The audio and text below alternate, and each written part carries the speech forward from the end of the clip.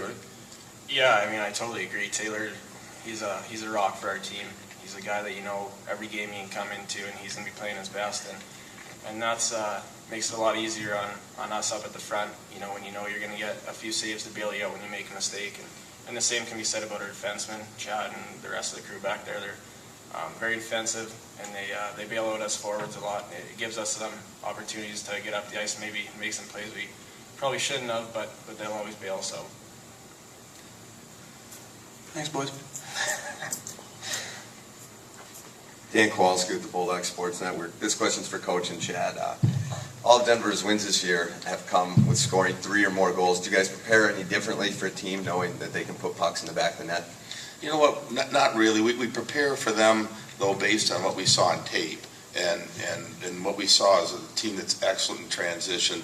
So one of the mantras that we've had is we've got to make sure we're smart with the puck. Our puck management has to be at a high level. We know we'll have turnovers, but we want to make sure those turnovers occur in areas that we can make sure defensively we're going to be sound. And that's the one area. Like if you watch them with Zucker and then the Shore brothers. I mean, those, and then Ostro, and there's more than just those 3. They've got a lot of guys that, if you put them in the right spot, I mean, they can go 5 minutes without getting a shot on net. Denver can, and all of a sudden they get their chance. Boom! It's in the back of the net, and we're aware of that. So, we've worked on puck management skills all year, but it'll be at a premium against Denver. Chad? All right. Like Coach alluded to, I don't think we prepare any different. We know they're have a very potent offense and can vary the puck on just a few chances if they need to. I don't think as a team we prepare anything different. Like Coach said, we've been doing the same things all year. We know that in the back of our heads that they definitely have some high-skilled forwards and they're very fast up front. But other than that, we just have to do the little things that got us this far. And this question's for the 3 players. All 3 of you, have wore the Bulldog emblem on your sweater for the last 4 years. Comes down to this NCAA tournament berth. What are some of the emotions you 3 are feeling? Excited, and I guess that would be the best word for it. We're really excited for this opportunity, and like you said, we've been in this program for 4 years, and we're excited to get this opportunity finally. It feels like we put our 4 years of hard work in, and we're getting rewarded, but like the other players said, we're not satisfied with getting here. We want to get 2 wins and move on. Jordi? Yeah, to follow up on the excitement, the word I'd probably choose is honored. We've played here for 4 years, and it's it's been for us, but now we kind of get a chance to give something back to school and take something that we've worked hard at and we think we deserve. So this weekend will be a great opportunity for us to to continue our final season and hopefully make it a memorable one. Taylor? Every day we come to the rink, we put the Bulldog logo on our chest, and we're extremely proud to be a Ferris State Bulldog,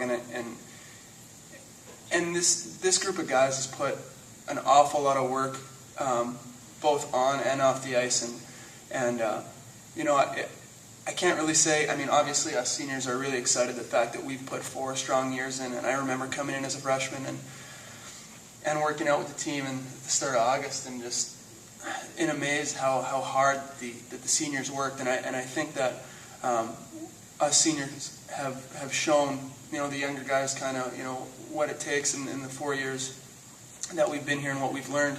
But at the same time, everyone has put a lot of blood, sweat, and tears into this team, and every day that we show up at the rink, and so I think everyone's extremely excited. I'm sure they let me say that for them as well.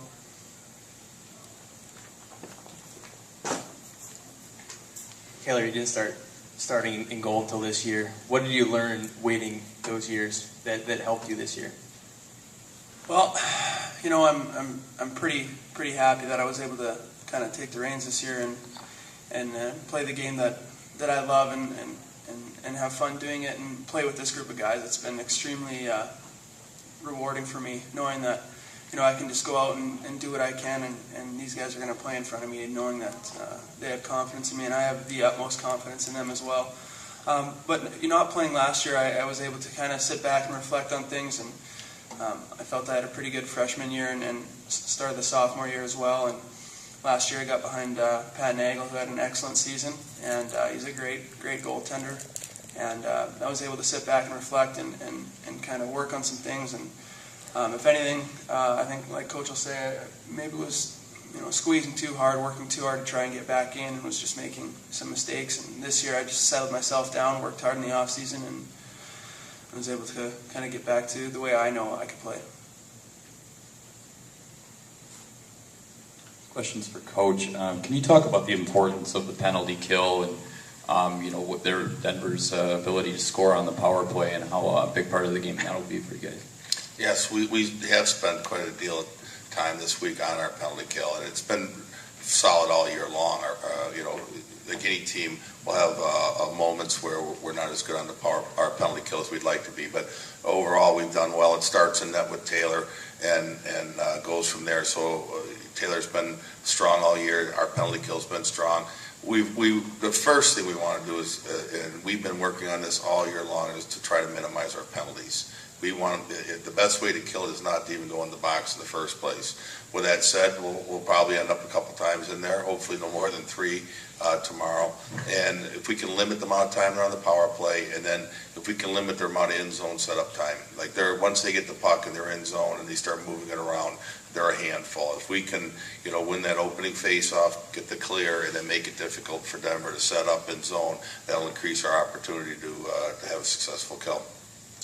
Another question for you. They've used at times up to 3 goaltenders this year. Does that make preparing for them more difficult, or is that something that you don't really focus on, who's in net? We're not going to focus much on who's in net. Occasionally, during the course of the year, we'll make comments about certain goaltenders if they have a tendency to play the puck a lot.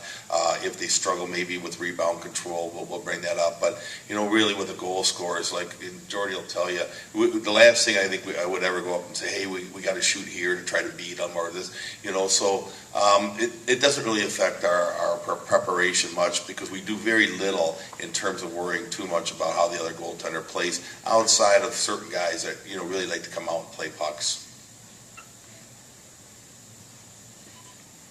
Any more questions? All right, thanks a lot, guys.